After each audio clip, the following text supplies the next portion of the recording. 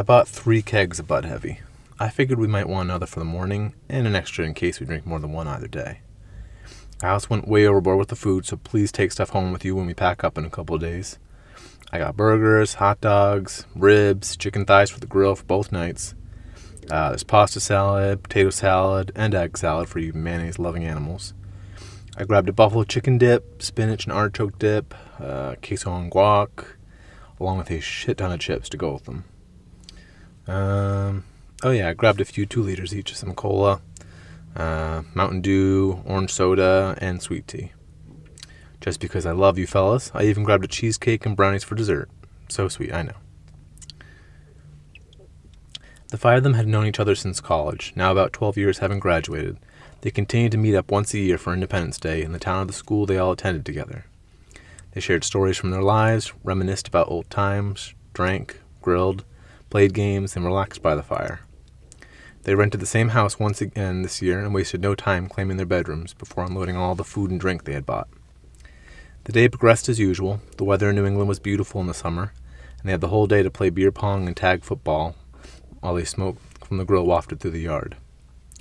As they settled into the first night, one of the gang revealed that he had purchased a few small fireworks from a roadside vendor that he had passed during his drive over. He excitedly ran inside and retrieved them from his big bag to show the fellows. The writing on the packaging was unrecognizable to any of them, but the rest of the guys shared his enthusiasm in lighting them off, especially after a day full of drinking. They grabbed a lighter from the kitchen, began lighting the fireworks one by one. They launched into the air and released a dazzling display of colors and patterns as they exploded. They were very impressed indeed with their quality. As the smoke began to settle down from the sky overhead, the mood amongst the men began to shift. They each appeared sleepier and less talkative, their gazes peeling away from each other and toward the bonfire.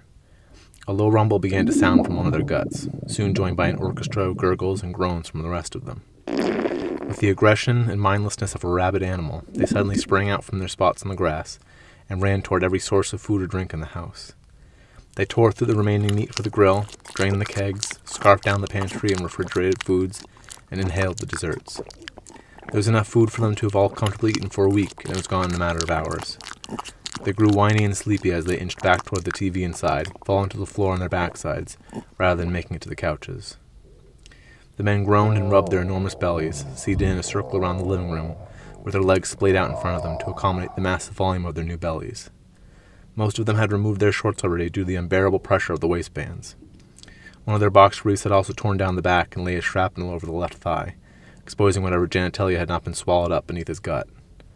Their shirts had all rolled up over their bellies and were clinched around their chests like a sports bra. They had each long removed their socks when their new girth caused them to sweat profusely, and were wiggling their toes and writhing their feet in rhythm with the low grunts, moans, and belches escaping their bloated throats. Though they each appeared lost in space as their eyes went in and out of focus, their attention was snapped back into the room as they heard one of them clicking his phone back to its lock screen.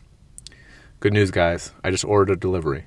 The liquor store is delivering 2 more kegs, and the sub shop is bringing us a few extra large supreme pizzas, a handful of meatball subs, and every side on the menu." The group felt the mix of panic and excitement as they continued to rub their cartoonish bellies, while a low rumble rang out through the room, an indication of each man's newfound hunger at the sound of more food.